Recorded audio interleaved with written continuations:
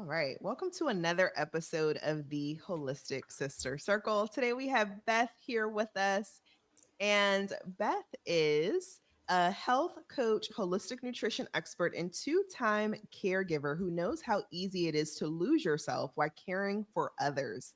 She helps midlife women release guilt and cultivate self-care rooted in worth that starts with their mindset so they can give from a place of strength, not exhaustion. Beth, I'm so grateful to have you here today. Welcome. Oh, thank you, Veer. I'm glad to be here. You are very welcome.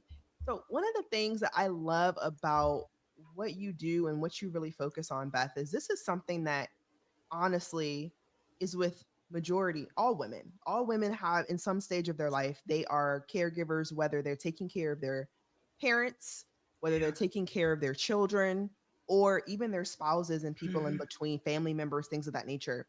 Can you share with me what led you to focus specifically on caregivers? Yeah, and it's so true. We as women are nurturers and caregivers. But what led me to do it is the two caregiving experiences I had. And one was with my mom about 8 to 10 years ago, 2015 to 2017. And the other was just last year when a gal lived with my husband and I after a stroke. My mom passed, and I was there as part of her caregiving team. And prior to that, when she was ill, and I came home. When I came home, I was exhausted and I was had anxiety and I didn't know where my time and my life had gone. And I remember during the experience, I was also feeling like I was losing myself. Now, I was at a distance. I had to leave my home. I lost my job. I didn't lose my husband, I like to say. But the fact is, not everybody experiences that the same. But I remember that feeling of feeling like I was losing myself in it. And when I got home, I'm trained in nutrition and things like that. So I knew what I was missing, I knew what I wasn't doing. So the thought was not, what do I do to help myself? The thought was, there have got to be other women out there doing the same thing, giving of themselves for others without taking care of themselves at the same time.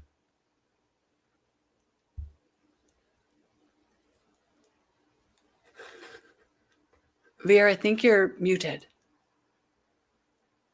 One of the things you just mentioned that I think is so important is that you focused on not necessarily just the person that you were taking care of, but you really fought for making sure that you had space within too.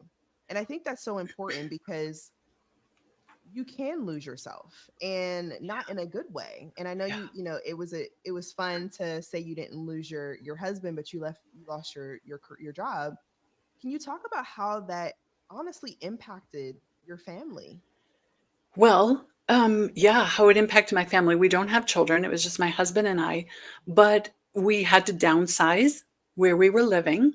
And fortunately, I have some wonderful friends living here in town where my husband stayed to keep us going.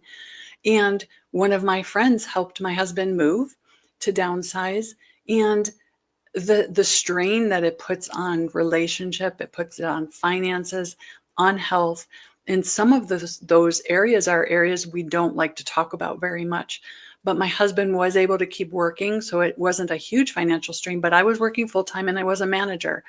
And so losing that income was challenging, and that support system, unfortunately, right? When you go to work, there's some support there, right? And then because I had to leave that, and again, that's not the way everybody's caregiving experience is, but mine was. So I lost that as well.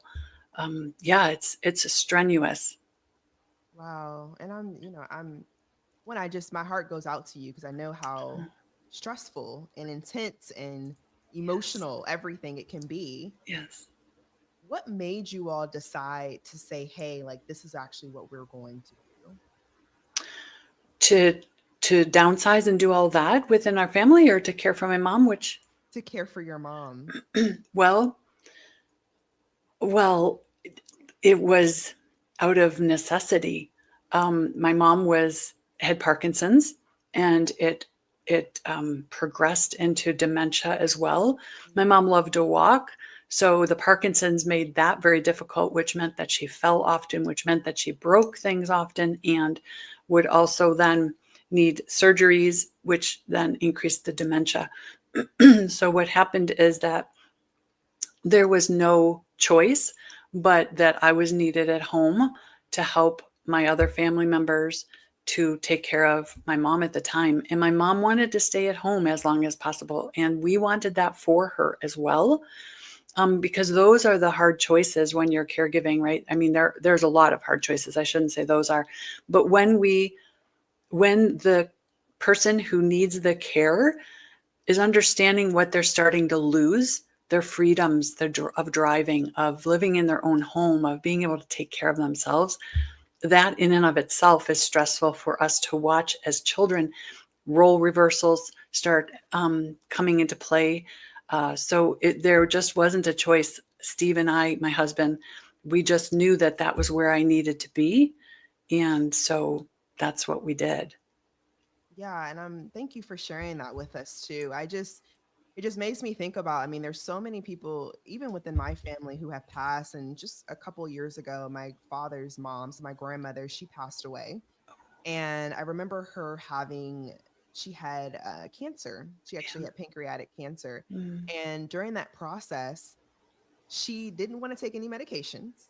Oh, She wanted to be home in her bed, yeah. and she wanted to be at home. She did not want to have anybody pricking on her or plucking her, and she didn't want Mm. to be in a hospital or anything like that.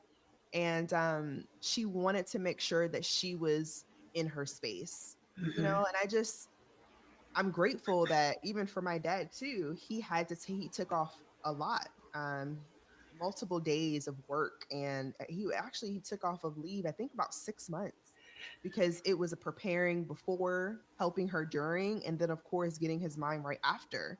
And I Yeah. remember during that process too, I would ask him questions like, are you okay? Because emotionally, it's like you have to be sane for the experience, because you have to make sure everything is going properly and everything is Absolutely. working out in your favor. Um, so, for him, he was just like, I can't think about that. Like, I literally have to compartmentalize that. And I would love to know for you too, like, how were you able to move through each phase, and how you were able to compartmentalize, your mom going through this journey? Yeah. It's not easy. It's not easy at all. I remember, I think the way I was able to do it, for me, it was that I was removed from my normal environment, my husband, my work, and things like that. So I was able to focus completely on my mom, but that focus was distorted in that my mind kept being back here where I had lost my job, or where I wanted to be working, where I wanted to be living with my husband and moving forward. I knew it was a season. So I was able to do it that way too in my life. I knew that it wasn't going to last forever and that it couldn't last forever. But the compartmentalizing was hard. And I remember the grieving part, and you talked about the before, during, and after. And what's interesting about caregiving, when you see the end, when you're caring for someone who's, going towards the end of their life, as opposed to someone who's just recouping from, I don't know, a stroke or surgery or something, is that you're grieving along the way. You're experiencing all of those emotions and stressors that usually are saved more for towards the end, but they're going along with you for the whole ride.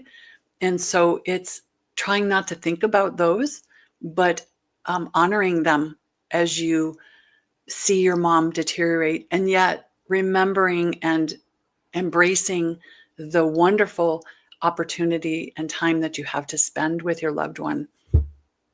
Yeah, no, that's definitely a great way to put it, because I mean, obviously, I can't even imagine. And I know we all have our seasons, and we Mm, all will be experiencing this in some way, form, or something. fashion. Mhm. What would you say to someone who, yeah, I would like us to talk about this from two different perspectives. Okay. Um, the first way is, what would you say to someone who is caregiving for someone because they may have a mental illness, or because maybe they've had a stroke, or maybe they've had surgery, something like that, where they truly want to be there for that person, but they may not necessarily have a community for themselves that they can be a part of. Okay. Well, that's kind of what our situation was like last year. Our friend had a stroke and she needed a place to come after the hospital care was over. She still needed therapies. And we provided some of that, not specialized therapies, but just the communication with her. And then meals and laundry, all of her everyday needs, we were able to provide for her. And we didn't seek out a community. But I'd say that you've got to somehow figure out how to care for yourself, figure out um, where your ability to take care of yourself starts, and where you can let go of something for them, or find the time. Like I took the gal to doctor's appointments, so whenever I was in the waiting room at the doctor's appointments, I did some work. So you need to find those little pieces of opportunity and time to take care of yourself, whatever that looks like. um, I don't know if that's exactly what you meant, but Yeah, it is. What are some different things that you would share with someone of ways that they could take care of themselves? Because most of the time they're not really thinking about themselves enough to really focus on what they should be doing outside of absolutely. caring for. Yeah. Absolutely. And that's one of the things that really changed for me, because I am a nutrition expert. So I came home thinking I'm just going to get everybody eating smoothies and salads and things. And caregivers aren't in that in that mindset. I had to really realize that I had to meet them where they're at, which is helping them get their mind around taking some time for themselves. So a little self-care, I mean, we think of self-care as a spa day or a manicure, and that's not at all what we're talking about. We're talking about being able to get out of bed in the morning, to keep going. We're talking about taking a 5-minute walk instead of a nap. I talk a lot about energy busters versus energy boosters. And believe it or not, naps are necessary, but sometimes they can actually bust our energy, where walking or sometimes getting outside is going to boost and promote your energy more. Drinking, staying hydrated, just little things like that. Um, Figuring out the schedule you need to keep, whether the person's living with you or not. But if they're living with you, figuring out what their schedule looks like and how yours can look a little different, so that where you can fit in some self-care time. Um, Doing something online, texting a friend, calling a friend, all of that is self-care. And it is developing some of that community that we miss. We isolate when we're caregivers, so it's important to stay connected. But it's those little things that you're right, that we forget. But it's a walk, it's staying hydrated, it's calling a friend, it's reading a book, picking up your favorite book, journaling, whatever those little things are that you are putting off or you've stopped doing in Right. order to care for yourself or your loved one. Pick a couple of those up in small ways. Right. No, that this is super helpful. And now I do want to transition to the opposite side, right? So if someone's on the end of their life, Yeah. what does it look like? And you can share your experience too with this, but in that preparation phase, are there anything that you would recommend that people who may be taking care of their parents, for example, should just make note of prior to going through it? Because I know for me, and I remember my dad, one of the biggest things my grandmother talked about was making sure that everyone had their life insurance policies. Like she had insurance policies on her kids and her grandchildren.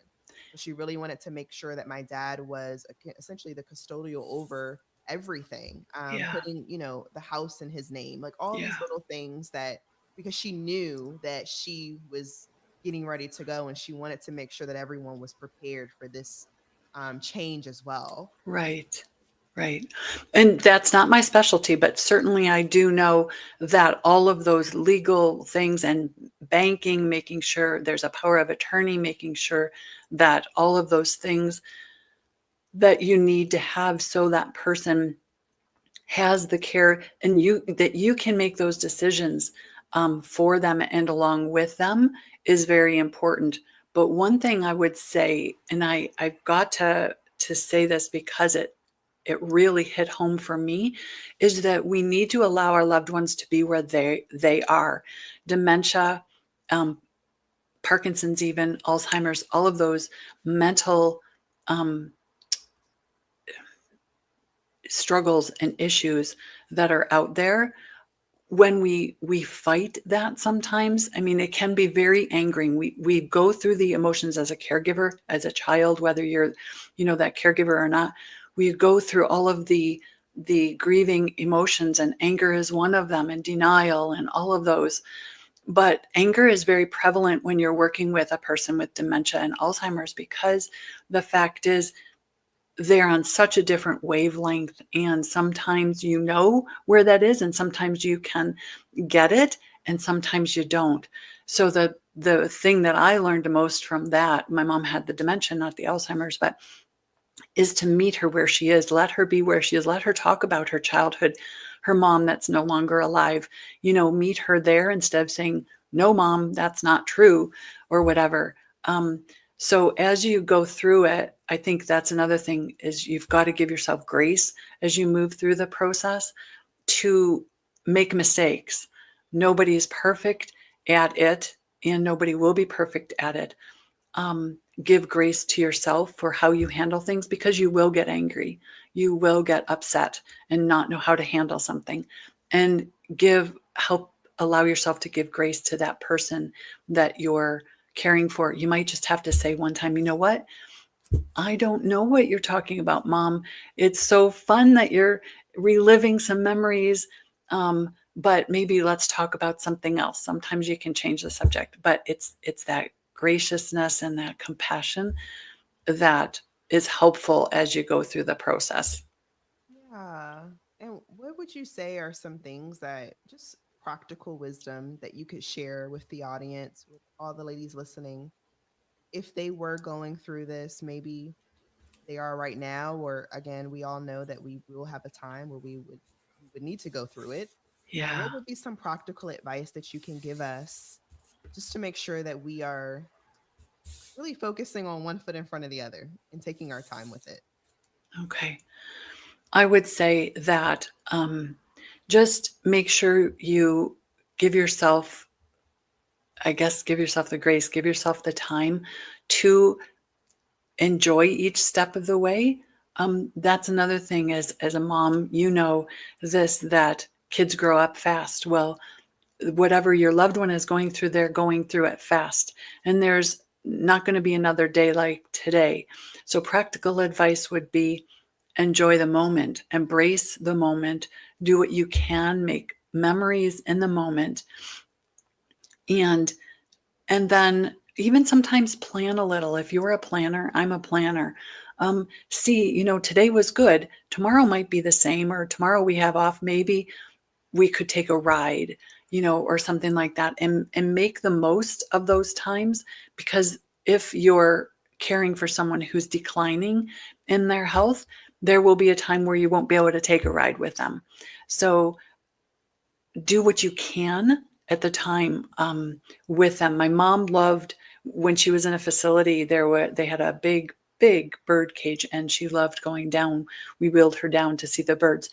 So we did that as often as we could, as long as she could do it, because she enjoyed that, and it was something we could do, got her out of the room. So it's finding those little things, and I guess making the most of them and making memories from them. We always have our memories. We don't always have our loved one with us, but we always have the memories, and we always have the joy from those memories. Right. No, that's beautiful. I love that. That was beautifully said. Thank you. And you're welcome. For those who just may want to connect with you further, what does that process look like? And how do you typically work with your client? Well, usually what we do is we start with a self-care call, and I say a call with me, all about you, because self-care is such a unique situation that we need to find out what your situation is, or what the potential client situation is, where they are, what all the unique situations are. So that's always where it starts. But the best way to get in touch with me right now would be through my Facebook group, or my Facebook, my personal profile, which you can get easy access by Beth W. Meek. I Googled it earlier, and if you Google Beth W. Meek, I don't know why I'm so popular, but if you do that, you can find my Facebook profile. And in my intro, I have joined my group, and there's a group link. And you can then put your email in there if you like, and get on my email list, and then we can go further. But my face group is called Balanced Life for Caregivers, and it is all about the struggles that we go through, as well as how to do that balancing act and juggling act, because that's exactly what it is. And then we see what you need. I've got some programs coming up. I have some mini course that's already out there that's free for it's called Self-Care Isn't Selfish, that I'm able to provide. And so, yeah, that would be the best way.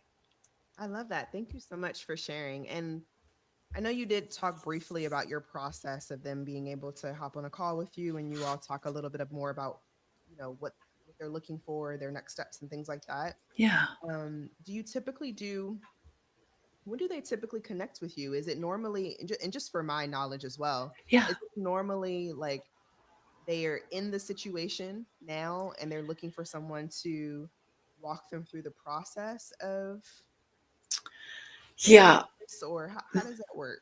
Well, I think what is typical of us as caregivers, we wait too long. Okay. And so typically what is happening is people are coming exhausted, looking for relief, looking for more time, looking for permission. They're already burned out. They're already in the situation. Ideally, what I would love women to do, I just got a gal to join my Facebook, not to join, but she asked to join my Facebook group recently. And so I was asking her about her mom, and her mom's not even ill, but she sees that coming. She wants to be prepared. Ideally, I would love to get in front of more of those types of women. Midlife is generally when we see these things starting to happen. Doesn't mean it's the only time.